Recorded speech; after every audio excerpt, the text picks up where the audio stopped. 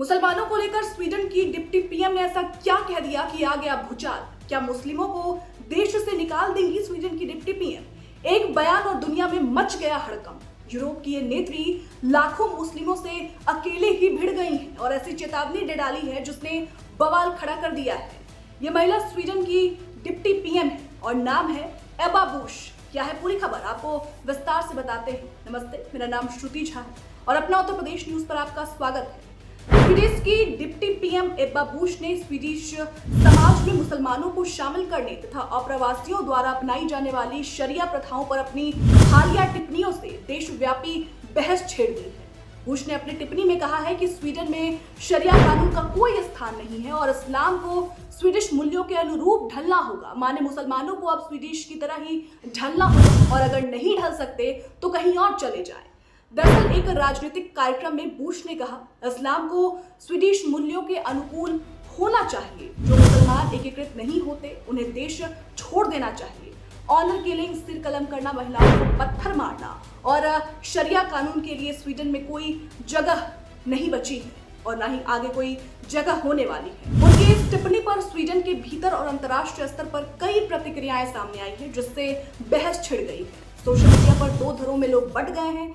एक तरफ वो लोग हैं जो बुश के समर्थन में हैं तो दूसरी तरफ वो लोग हैं जो बुश के इस बयान का जमकर विरोध कर रहे हैं। समर्थकों का तर्क है कि बुश का रुख स्वीडिश सांस्कृतिक मूल्यों और संरक्षित करने और ये सुनिश्चित करने के लिए महत्वपूर्ण है कि सभी निवासी देश के कानूनी और नैतिक मानकों का पालन करें। वे उनके रुख को स्वीडिश कानूनों और एक उदार देश होने के नाते मानवाधिकारों के प्रति उनकी प्रतिबद्धताओं को बनाए रखने के लिए एक आवश्यक उपाय के रूप में देखते हैं। तो वहीं दूसरी तरफ बुश के इस बयान का जो विरोध कर रहे हैं उनका ये है कि जो बयान उन्होंने मुसलमानों को लेकर दिया है वो उस बयान का कोई तर्क नहीं है। वो कह रहे हैं कि स्वीडन की डिप्टी पीएम बुश पर इस्लामोफोबिया को बढ़ावा देने और मुस्लिम समुदाय को कलंकित करने का भी आरोप लगाया जा चुका है। उनका तर्क ये है कि उनकी टिप्पणी से मुस्लिम और भी अलग थलग पड़ सकता है जो पहले से ही स्वीडिश समाज का हिस्सा है और इससे सामाजिक तनाव बढ़ सकता है। देखिए, स्वीडन में मुस्लिम प्रवास का विषय लगातार मुद्दा बना हुआ है, विशेष रूप से हाल के वर्षों में जब शरणार्थियों और प्रवासियों की संख्या में भारी वृद्धि हुई है। बुश की ये टिप्पणी ब्रिटेन और फ्रांस सहित व्यापक यूरोपीय बहसों के बीच आई है जिसमें इस्लामी देशों से प्रवासन तथा उनके समाज में रहने वाले और प्रवासियों के बाद राष्ट्रीय एकीकरण और सांस्कृतिक पहचान से संबंधित चुनौतियों पर चर्चा हो रही है।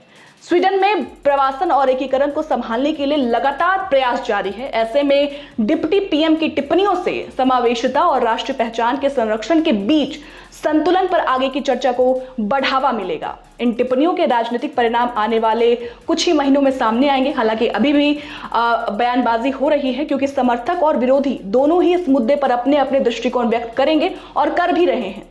ये तो अभी देखना बाकी है कि बुश के इस बयान का स्वीडन में क्या असर पड़ता है, लेकिन निसंदेह इनसे स्वीडन में एकीकरण, राष्ट्रीय पहचान और बहुसांस्कृतिक परिदृश्य में इस्लाम की भूमिका पर चल रही बहस में एक नया अध्याय जरूर। लेकिन निसंदेह बुश के इस बयान से स्वीडन में एकीकरण, राष्ट्रीय पहचान और बहुसांस्कृतिक परिदृश्य में इस्लाम की भूमिका पर चल रही बहस में एक नया अध्याय जरूर जुड़ गया है।